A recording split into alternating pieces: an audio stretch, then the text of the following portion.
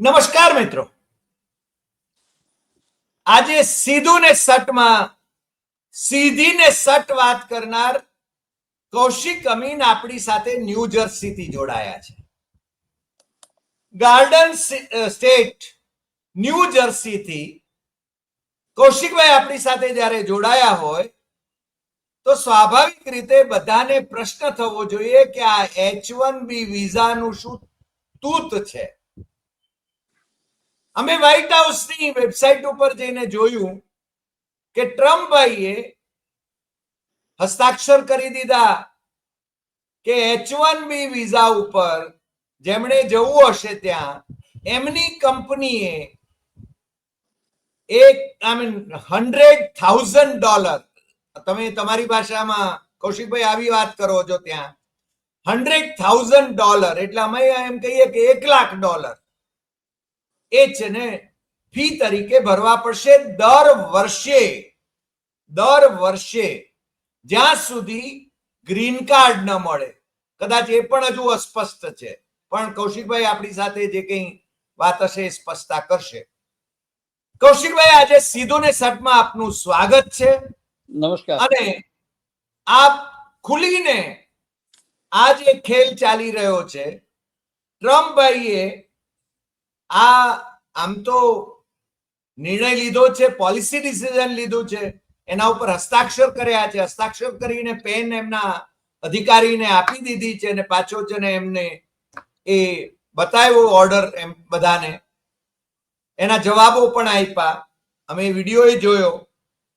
પણ 71% થી 74% જે H1B વિઝા ઉપર જે લોકો છે એ ભારતીય છે અને 12% જેટલા ચીનના છે લોકો. તો આની સૌથી વધારે અસર એ ભારતીયોને થવાની છે. અને આ કોના પ્રતાપે? કારણ કે નરેન્દ્ર મોદી અને અમેરિકાના રાષ્ટ્રપતિ ડોનાલ્ડ ટ્રમ્પ એ તો જાણે જુગજુગના પ્રેમી હોય એ રીતે વાત કરતા હતા. અને અમારે માથે તો 50% ટેરિફ આવી ગયા. બીજી બધી અમને છે ને અમેરિકાની પોલિસી એ નેગેટિવ, ભારત માટે નેગેટિવ હોય એવું લાગે છે. મોદીભાઈ શું કરવા માંગે છે? મોદીભાઈ તો બોલતા નથી, કારણ કે બેડીઓ પહેરીને હાથમાં અને પગમાં ડોનાલ્ડ ટ્રમ્પે 4 ખેપમાં ડિપોર્ટ કર્યા ભારતીયોને, તોય મોદીભાઈ બોલ્યા નહીં. અને અમારે ત્યાં જે ભક્તો છે એ તો છે ને હજી મોદીભાઈના આશિક હોય એવું લાગે છે. તમારે ત્યાં પણ ભક્તો છે એમના. હવે મને લાગે છે H1B વિઝાની અસર એ એમને થવાની, એટલે એ શું કહેશે એની પણ આપણે ચર્ચા કરવી છે. કૌશિકભાઈ, આપની પાસેથી આનું સમગ્રપણે એનાલિસિસ અમારે જાણવું છે. આપણા દર્શકોને સીધું ને સટના એપિસોડમાં આપ વિગતે આનું વિશ્લેષણ કરો. કૌશિકભાઈ. નમસ્કાર હરિભાઈ અને સૌ શ્રોતા મિત્રોને. H1B વિઝાની વાત કરીએ પહેલા એક આપણી વાર્તાને મારે કોટ કરવી જોઈએ. એક શેખચલ્લી હતા અને શેખચલ્લી હાલત તો બહુ કફોડી હતી. અને એ કફોડી હાલતમાં એને એમ થયું કે મારે હવે આજીવિકા માટે લોટ માગીને જીવવું પડશે.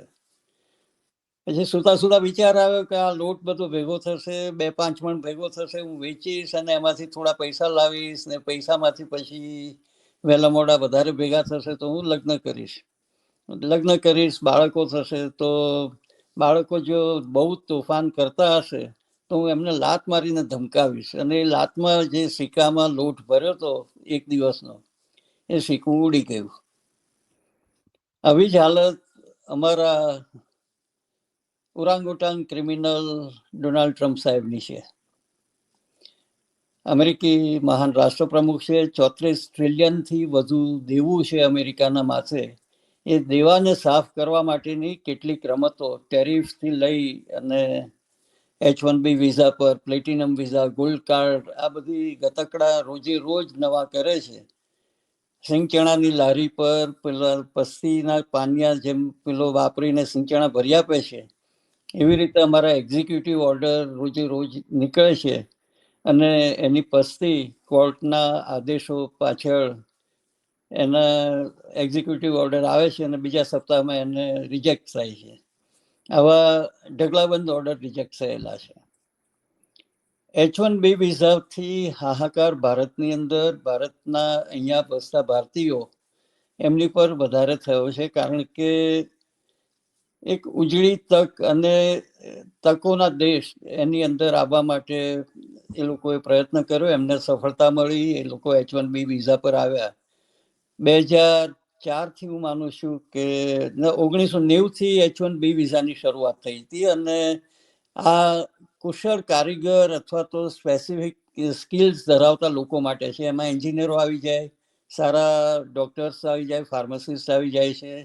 અને જ્યારે આઈટી સેક્ટરની શરૂઆત થઈ 90s પછી, એટલે એની અંદર કોમ્પ્યુટરના નોલેજવાળા હાર્ડવેર અને સોફ્ટવેરના લોકોને અહીંયા જગ્યા મળી અને એના પગલે કેટલીક ભારતીય કંપનીઓ પણ આવી. આજે ભારતીય કંપનીઓમાં ટાટા કન્સલ્ટન્સી, વિપ્રો, ઇન્ફોસિસ એવી ઘણી બધી કંપનીઓ અહીંયા આવી. સત્યમ કોમ્પ્યુટર જેવા કેટલાક લોકો ગફલા પણ કરીને જતા રહ્યા.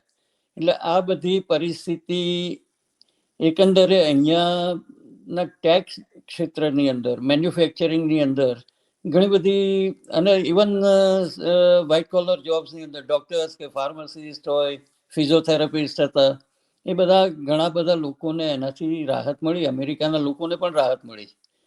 અમેરિકામાં ઉચ્ચ શિક્ષણ બહુ જ મોંઘું છે અને એ પૂરું કરવા માટે 14 વર્ષ પછી તમે તમારી જવાબદારી પર પરિવારમાં આગળ વધો એવી એક સામાન્ય નીતિ છે. એટલે ઘણા બધા પરિવારો એ ખર્ચાઓ પૂરા પાડી શકતા નથી. એટલે ઘણી બધી સંખ્યામાં સ્ટુડન્ટ્સ એ કાં તો બહુ જ મોડા ગ્રેજ્યુએટ્સ અથવા તો પોસ્ટ ગ્રેજ્યુએટ્સ કરી શકે છે. અને એ ખાડો પૂરવા માટે પોપ્યુલેશન ગ્રોથ અહીંયા છે નહીં. પોપ્યુલેશનના જે પર્સન્ટેજ ગ્રોથ થવો જોઈએ, જે ગ્રોથ પૂરાય છે એ ઇમિગ્રન્ટ્સનો પૂરાય છે. અને ઇમિગ્રન્ટ્સની અંદર જે રેગ્યુલર સગાવાલાના સંબંધીથી વિઝા લઈને આવતા હોય, અને પછી 90ના દાયકાથી એ અગાઉ ફાર્મર્સ વિઝા અને બધું શરૂ થયેલું, કારણ કે ફાર્મની અંદર પણ લોકો મહેનત કરવા માટે અવેલેબલ નહોતા. એનો ગેરલાભ આપણા ભારતીયોએ સંખ્યાબંધ રીતે લીધો 70 અને 80ના દાયકામાં. ઘણા બધા લોકોને ફાર્મર્સ વિઝામાંથી અહીંયા આવી ગયા. પણ 90ના દાયકા પછી આ ટેકનિકલ અને એની રિક્વાયરમેન્ટ જે વધવા માંડી, અને ડિજિટલ ટેકનોલોજી આવ્યા પછી, સોફ્ટવેર આવ્યા પછી જે રીતે ડેવલપમેન્ટ થયું, જે રીતે એનો એક આજે પરિસ્થિતિ એવી છે કે દર 3 દિવસમાં ઘણી બધી ટેકનોલોજી બદલાઈ જાય છે. એઆઈ આવી ગયું છે. હવે એઆઈના માણસો અત્યારે ઇઝીલી અવેલેબલ નથી. હવે એ ઓટો જનરેટેડ પ્રોગ્રામ્સ ને બધું હોય છે, એની ઉપર સતત 30, 40, 50 કલાક સતત કામ કરવું પડે છે એ સોફ્ટવેરને જોવા માટે. તો આ લેબર કરવા માટે અમેરિકાના લોકો તૈયાર નથી. બીજું, સસ્તી સ્કિલ, લગભગ એવરેજ $60,000 પગાર મહિને H1 વિઝા વાળાને મળે છે, એવરેજ. એટલે લગભગ $5,000 ગણો તમે. ટેક્સ 25% કપાઈ જાય તો એના હાથમાં $3,000-3,500 આવે છે, એટલે 60,000નો પગાર ગણાય. એની સામે અમેરિકાના લોકોની મિનિમમ રિક્વાયરમેન્ટ અરાઉન્ડ $1,00,000 ઉપરની છે. તો એ વાર્ષિક પગાર 30-40 હજારનો પગાર જે કંપનીઓને ભોગવવો પડે છે, એ ભોગવવાની તૈયારી નથી. બીજું, જે ફીઝ હતી H1B વિઝા માટેની, એ અને ફાઇલિંગ ફીઝ અને પ્રોસેસિંગ ફી, એ બધું થઈને લગભગ $1,500નો ખર્ચો ગઈકાલ સુધી થતો હતો. આજે 21મીની મધરાતથી નવી ફાઇલ્સ માટે આ $1,00,000ની ઇમ્પોઝ આ પરિસ્થિતિ કરી છે. ગઈકાલે એનું સાઇન પણ કર્યું. જી, આપ જ્યારે વાત કરી રહ્યા છો ત્યારથી આ એક્ઝિક્યુટિવ ઓર્ડર અમલમાં આવ્યો છે, કારણ કે અત્યારે તમારે ત્યાં, તમે જ્યાં બેઠા છો ન્યૂ જર્સીમાં, ત્યાં રાતના 12:30 વાગી ચૂક્યા છે. એટલે એક્ઝિક્યુટિવ ઓર્ડર અમલમાં આવી ગયો છે, બરાબર? 21મી તારીખથી 21મીની મધરાતથી છે, એટલે હજી આવતીકાલની સાંજ એટલે રવિવારની બપોર તમારી નહીં, આવતીકાલના રાતના 12 વાગે, એટલે હજી 24 કલાકનો સમય છે. હજુ 24 કલાકનો સમય છે. ઓકે ઓકે 21મીની મધરાતથી, જી જી જી એટલે આજે 20મીની મધરાત છે. તમારે ત્યાં? હા, બરાબર.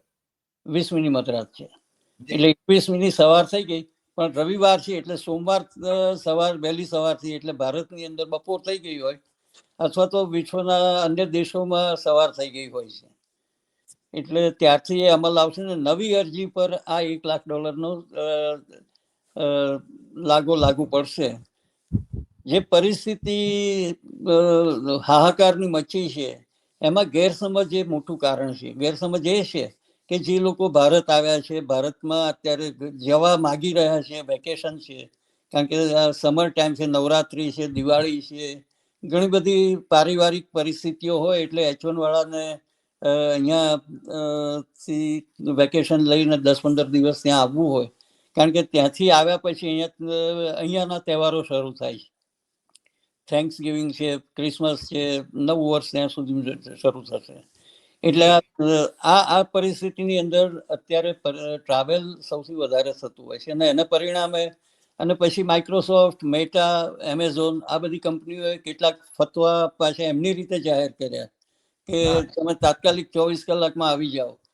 ત્યાં એરલાઇનો ભારતની જે છે એ લૂંટ કરવામાં માહિર છે. એમને તો મોકો મળવો જોઈએ. પછી પહેલગામમાં થી પેસેન્જર્સને પાછા આવવું હોય તો પણ જે 2-3 હજારની ટિકિટ હતી એના 25-40 હજાર રૂપિયા પડાવ્યા, એ બહુ જાહેર વાત છે. ગવર્મેન્ટે એ વખતે ચૂપ રહીને જોયા કર્યું છે, અને અત્યારે પણ ગવર્મેન્ટનો આજે શનિવારની બપોરે ત્યાંથી જયસ્વાલ વિદેશ સચિવ છે, એમનો ટ્વીટ છે કે આમાં કોઈ ગભરાવાની જરૂર નથી, અથવા તો વી આર નેગોશિએટિંગ વાત કરીએ છીએ, એમને એક ટ્વીટ કર્યો છે આજે. પણ એ સિવાય બાકી અધિકૃત રીતે જે પોલિટિકલ લીડરશિપમાંથી જવાબ આવવા જોઈએ એ મૌનમ શરણમ ગચ્છામી છે. એ મૌન ધારણ કરીને બેસી ગયા છે. નહીં, અહીંયા કૌશિકભાઈ એવું થયું છે કે ભારતીય જનતા પાર્ટીના પ્રવક્તાઓ ગોદી મીડિયા ઉપર જઈને, ટીવી ચેનલો ઉપર જઈને એવો દાવો કરે છે કે 2017-18માં જ્યારે પ્રાઇમ મિનિસ્ટર નરેન્દ્રભાઈએ જ્યારે હાકલ કરી હતી ત્યારે લાખોની સંખ્યામાં અમેરિકાની નોકરી છોડીને લોકો ભારત આવી ગયા હતા. હવે મેં તો આવું એક્ઝોડસ ત્યાંથી જોયું નથી, પણ તમે કદાચ જોયું હોય, તમે અમેરિકામાં બેઠા છો, તમને કદાચ જોવા મળ્યું હોય તો જરા એના વિશે પ્રકાશ પાડો ને. કારણ ભાજપના પ્રવક્તા મહેશ વર્માએ આ બફાટ કર્યો છે એવું હું માનું છું. સાચો છે કે ખોટો એ તો આપ કહી શકો. એ લોકો 62-65 લાખ લોકોની વાત કરે છે. પહેલી વાત કે કઈ એરલાઇન એમને લઈ આવી. 65 લાખ લોકો જો આ 10 વર્ષની અંદર પાછા આવ્યા હોય તો જે ગવર્મેન્ટના પોતાના આંકડા છે કે દર વર્ષે 2 લાખ લોકો ભારત છોડીને બહાર જઈ રહ્યા છે. 65 લાખ લોકોની સામે માઇનસ થવા જોઈએ ને. તમારા નીતિ આયોગ, આયોજન પંચ જે પહેલા કહેવાતું હતું, આયોજન પંચના વડા અમિતાભ કાંત એ શેખી મારે છે કે ભારતનો ઉદ્ધાર થઈ જવાનો છે આનાથી. આ લોકોને પાછા આવશે તો બેંગ્લોર ને હૈદરાબાદ અને નોઈડા, ગુરુગ્રામની હાલત સુવર્ણ નગરીમાં ફરવાઈ જવાની છે. રિવર્સ માઇગ્રેશનથી પણ ત્યાં નોકરીઓ આપશે કોણ? એક્ઝેક્ટલી. સરકાર પોતે તો કોઈ નોકરી આપતી નથી. આજ સુધી કોઈ ડેવલપમેન્ટ એવું તો કોઈ કર્યું નથી કે જેની અંદર સોફ્ટવેર એન્જિનિયરોને સમાવી શકે, અથવા તો સારા પગારથી તેમને ત્યાં કામે રાખી શકે. અને જો એ રાખી શકતા હોય તો ટાટા કન્સલ્ટન્સી કે ઇન્ફોસિસ કે વિપ્રો આ બધી કંપનીઓએ અમેરિકામાં શું કામ થાણા નાખવાની જરૂર પડી? અને એક વસ્તુ સ્પષ્ટ છે કે ભારતીયો આપણે H1B વિઝાને કારણે ગમે એટલા હરખાઈએ પણ પેચેક અને કલેક્શન આ બે અમેરિકાના માલિકો કરે છે. આપણે માત્ર પગારદારો છીએ. અને ભારતની અંદર કાં તો કોન્ટ્રાક્ટરો છીએ. વિપ્રો કે ટાટા કન્સલ્ટન્સી એ H1 થી અહીંયા પ્રોવાઈડ કરતા માત્ર કોન્ટ્રાક્ટરો છે. કોન્ટ્રાક્ટર તમે રોડ બાંધવા માટે કોન્ટ્રાક્ટ લેબર રાખો છો, આ આઈટી બિલ્ડર માટે કોન્ટ્રાક્ટરો છે. હજી સુધી સાઇન કરી અને પોતાનું ડેવલપમેન્ટ કર્યું હોય એવી કંપનીઓ ક્યાં છે? ટાટા બહુ સરસ વાત કહેતા હતા જ્યારે કોઈ પ્રશ્ન પૂછ્યો કે અંબાણીના સંદર્ભમાં જ પૂછ્યો હતો પ્રશ્ન, તો કે એ બિઝનેસમેન છે, વી આર ઇન્ડસ્ટ્રીયાલિસ્ટ. યસ, આ જે ફર્ક છે, આ ફર્કને આપણે હજી સુધી રિઝોલ્વ તો કરી શક્યા નથી. 85 કરોડ લોકોને આજે પણ અનાજની જરૂર પડે છે 5 કિલો. શાના માટે? નહીં, મફત અનાજ આપીને વોટ ઉઘરાવવા આ નરેન્દ્ર મોદીની સ્ટાઇલ છે. એ કહે છે કે 25 કરોડ લોકોને અમે ગરીબી રેખાથી ઉપર લાવ્યા, પણ 82-85 કરોડ લોકોને અમે મફત રાશન આપીએ છીએ. એનો અર્થ એ કે ગરીબી રેખાની નીચે છે. તો નરેન્દ્ર મોદીનો વિકાસ ક્યાં? અમને તો આ પ્રશ્ન અહીંયા ભારતમાં તો થાય છે, પણ તમારે ત્યાં બેઠેલા ભારતીયો જે મોદી કર્યા કરે છે, એરપોર્ટ ઉપર જઈને મોદી આવે ત્યારે અમે તો એ વિડીયો જોઈએ છીએ. હવે હકીકતમાં એમાં કેટલો ખર્ચો તો છે ને અમારે ત્યાંથી પડે છે. કેટલીક આરટીઆઈ માં એ સાબિત થયું કેટલાક દેશોમાં. તમારે ત્યાંથી જ પડે છે, અહીંયાથી નથી પડતો. તમારે ત્યાંથી જ પડે છે. અને પેલી રાજસ્થાનમાં રુદાલીઓ હોય એવી રુદાલીઓ અહીંયા ભાડે રખાય છે. ભાજપના પ્રવક્તા બીજી વાત કરે છે અમારે ત્યાં કે પાકિસ્તાન એ ગરીબ છે, બિચારું બાપડું છે, એટલે ટ્રમ્પભાઈએ ત્યાં 19% ટેરિફ નાખ્યો છે, જ્યારે ભારત ખમતી દર છે એટલે અહીંયા 50% ટેરિફ નાખ્યો છે. હવે મને લાગે છે આ લોકો બુદ્ધિનું દેવાળું કાઢ્યું હોય એવું નથી લાગતું તમને? છે ખરી. તમે શેખચલ્લીની વાત કરી, પણ હોય તો દેવાળું ફૂકે ને.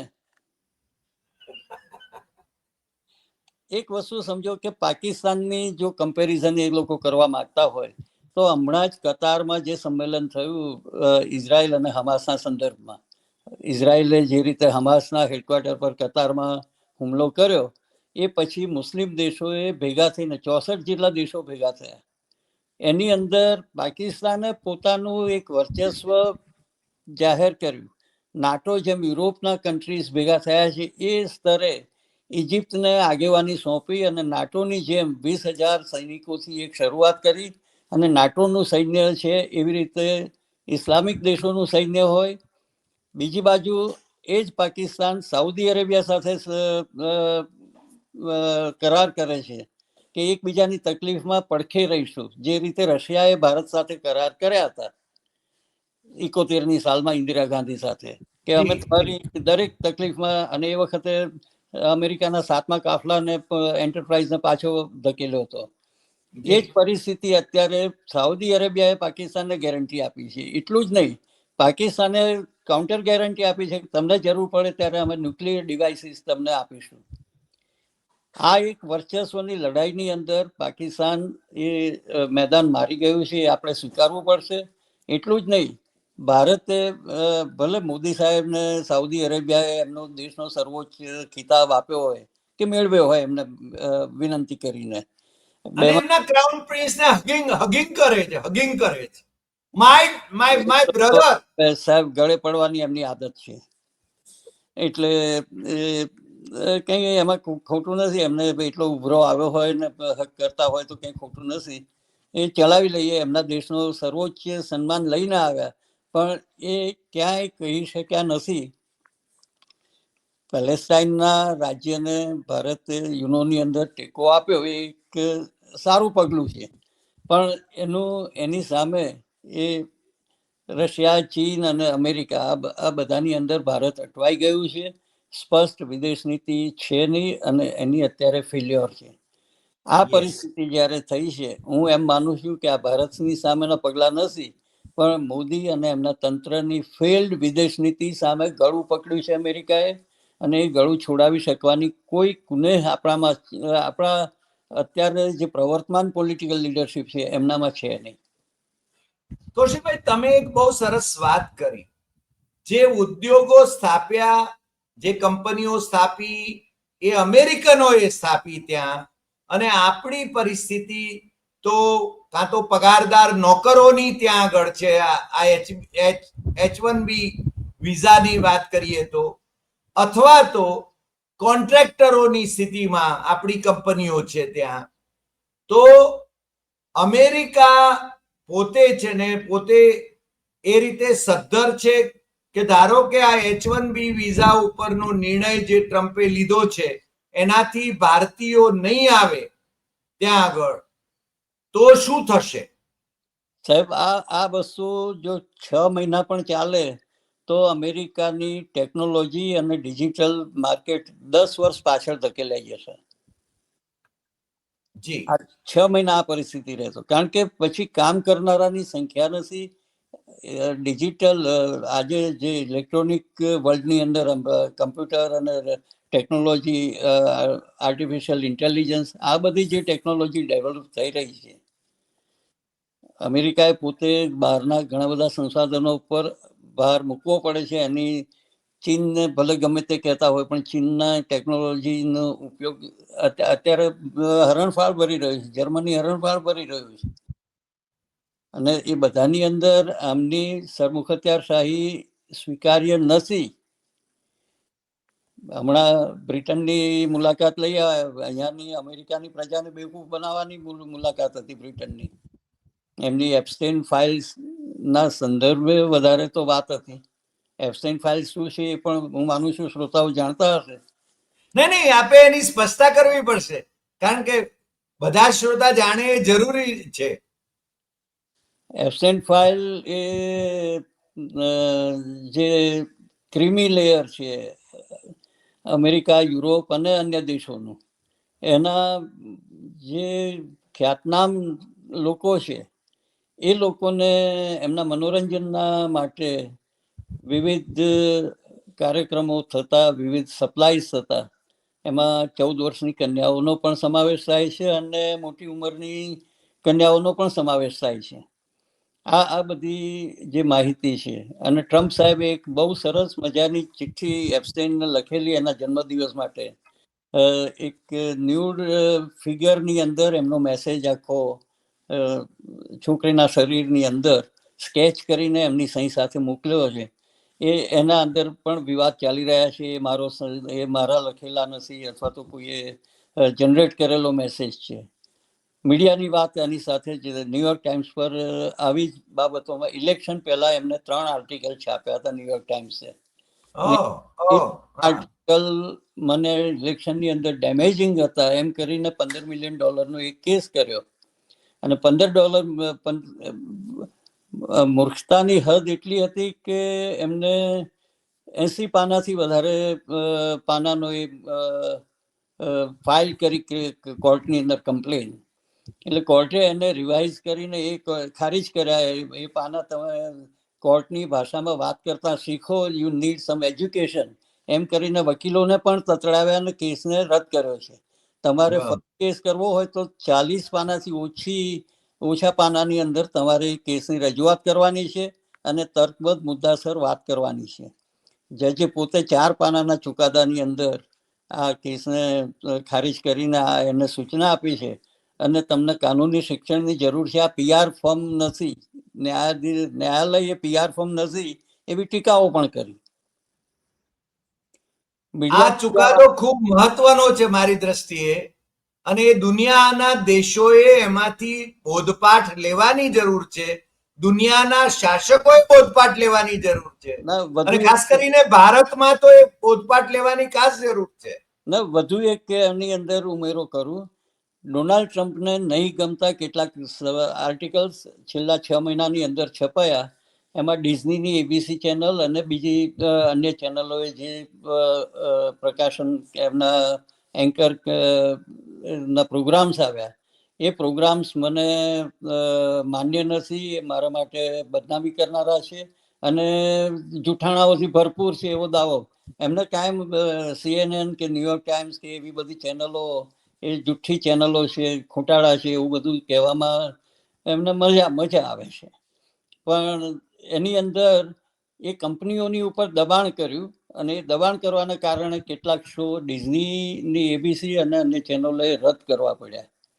એ લોકો એમ કહે છે કે અમે સ્વેચ્છાએ રદ કર્યા છે. સત્તા સામે શાણપણ નકામું હોય છે. આપણે ત્યાં સત્તા તો ધુઆધાર છે. અદાણી સાહેબનું નામ તમે લઈ શકતા નથી અત્યારે. અદાણી સામેથી 200થી વધારે ક્લિપ નીચલી કોર્ટ નો આદેશ આપે 4 કલાકની અંદર મિનિસ્ટ્રી ઓફ ઇન્ફોર્મેશન એમ કહે કે તમે એને હટાવી દો, અને પછી ઉપલી અદાલત કહે કે હવે તમે આ બધું અમે ખારીજ કરીએ છીએ. રવીશ કુમાર છે, અજીત અંજુમ છે, અભિસાર શર્મા છે, ધ વાયર છે કે અન્ય ઘણા બધા ધ્રુવ રાઠી સહિતના લોકો છે. આ બધાના વિડીયોને હટાવવાનો આદેશ આપ્યો. તમે કઈ કેપેસિટીમાં? તમે અદાણી હુઈ અદાણી, અદાણીનો ભારત એ અદાણી નથી. તંત્ર પણ એની સામે ચૂપ છે અને સહયોગ આપે છે. કોર્ટની અંદર 4 કલાકની અંદર મિનિસ્ટર ઓફ ઇન્ફોર્મેશન એને હટાવવાનો હુકમ કરે છે, યુટ્યુબને ધમકી આપે છે. આ ધમકીઓ આ દામોદરદાસની પેઢી છે. પણ મને એ કહો, તમે નામ લીધું એટલે આમની સામે જે અમેરિકામાં જે કેસ ચાલી રહ્યો છે એ કયા તબક્કે છે? કેસ તો પેન્ડિંગ છે અત્યારે. જે સમન્સ બજાવવો જોઈએ સમન્સ બજાવાયો નથી, એ પણ હકીકત છે. અને એ સમન્સ નહીં બજાવાય તો એના અન્ય માર્ગોથી વેરી સૂન, કદાચ દિવાળી બગાડે તો નવાઈ નહીં. અદાણીની દિવાળી બગડી શકે એમ છે? શક્ય છે. જી. અને કેનેડાની અંદર પણ અત્યારે મેન્યુપ્યુલેશન્સ ચાલુ થયા છે. નિજ્જર હત્યાકાંડની અંદર ડોવાલ સાહેબનું નામ હતું, ગૃહમંત્રીનું નામ હતું, અને એ બધું જસ્ટિન ટ્રુડોના ગયા પછી બધી સાફસૂફીનું અભિયાન ચાલુ થયું છે. અને ફરીથી કેનેડાના જે મહિલા સુરક્ષા સલાહકાર છે એ ભારતની મુલાકાતે આવ્યા છે. અને ડોવાલ સાહેબે નીતિ વિષયક નિર્ણયો લઈને વાતો કરી છે. સુરક્ષા સલાહકાર હમણાં તાજેતરમાં ચીનની યાત્રાની અંદર વિદેશ મંત્રી ગેરહાજર હતા, પણ ડોવાલ સાહેબ ત્યાં વિદેશ મંત્રીના રોલમાં બેઠા હતા બાજુમાં. એટલે તમે નિઝર કેસની વાત કરો છો? નિઝર હત્યા કેસ. હરદીપસિંહજી નિજ્જર, જેની ગુરુદ્વારા પર હત્યા કરાઈ હતી. અને અમેરિકામાં એવો જ કેસ એ ગુરવંત દીપસિંહ પન્નુનો, જે અહીંયાના ન્યુયોર્કનો લોયર છે અને ખાલિસ્તાન તરફી મુવમેન્ટ ચલાવે છે, એની હત્યાના પ્રયાસ માટે પણ પેલા નાયકની ધરપકડ કરાઈને ભારત સરકારે એના હાથ ઊંચા કરી દીધા. આ અમારો માણસ નથી. પન્નુને આગલી સીટમાં બેસાડીને જયશંકરને પાછલી સીટમાં બેસાડ્યા હતા આમના ઇનોગ્યુરલમાં ટ્રમ્પભાઈના. એ વાત સાચી? સાચી વાત છે, બિલકુલ સાચી વાત છે. ત્રીજી રોમાં જયશંકર બેઠા હતા, એમને પાછળ જવાનું કહેવામાં આવ્યું. એટલું જ નહીં, પન્નુ વેરી ફર્સ્ટ લાઈનની અંદર હાજર હતા. અને એ સમારંભમાં અદાણી દંપતિ પણ હતું, અંબાણી ફેમિલી. દંપતિ પણ અંબાણી ફેમિલી. અને કોઈ કારણોસર નીતા અંબાણીનો ઇન્ડિયા વીકનો શો હમણાં જ આ વીકમાં હતો, એ રદ કરવામાં આવ્યો. રદ કર્યો. કયા કારણોસર એની કોઈ નુક્તેચીની નથી. પણ મને લાગે છે બધા સમજી શકે છે કયા કારણોસર, એ બધા સમજી શકે છે. ના, એટલે દબાણ ટ્રમ્પને ખુશ કરવાનું હતું કે મોદી સાહેબને ખુશ કરવાનું હતું? અંબાણીએ મોદીને માટે મુકેશ અંબાણીએ જન્મદિવસે જે પ્રકારનો સંદેશ મોકલાવ્યો, અવતારી પુરુષ, અને 100 વર્ષ થાય દેશને ત્યાં સુધી એ રાજ કરે, આવી વાત કરી. મને લાગે છે ધીરુભાઈ અંબાણીના નામને મુકેશ અંબાણીએ બટ્ટો લગાડ્યો, એમ હું તો કહું. લગાડ્યો મેં અગાઉ પણ કહ્યું છે, ઇન્ડસ્ટ્રીયલ કોમ્યુનિટીને બટ્ટો લગાવ્યો છે. હા, કારણ કે વિનાના on behalf of business community પાછા બોલતા હતા.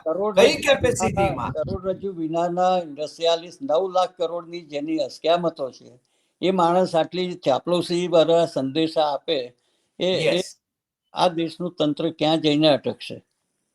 રાઈટ. એ જરા પણ ધીરુભાઈ ભલે ગમે એટલી એમને ગુરુ ફિલ્મની જેમ કોઈક વાતો કરી હોય, પણ કોઈ દિવસ આવી ચાપલુસી કરી નથી. Yes, yes, yes.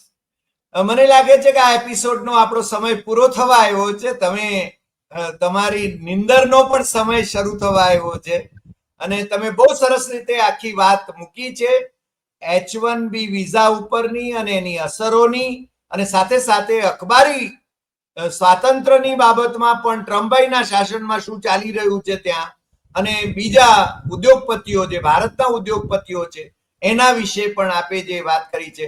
આપે ખાસ કરીને રતન ટાટાએ જે ઉલ્લેખ કર્યો હતો એનો જે ઉલ્લેખ કર્યો કે તમે છે ને બિઝનેસમેન છો, અમે ઇન્ડસ્ટ્રીયાલિસ્ટ છીએ, અને ત્યાં અમેરિકાની જે કંપનીઓ છે એ કંપનીઓ સ્થાપનાર એ ઉદ્યોગપતિઓ છે, આપણા માણસો ત્યાં કાં તો નોકરિયાત છે અથવા તો કોન્ટ્રાક્ટર તરીકે કામ કરે છે.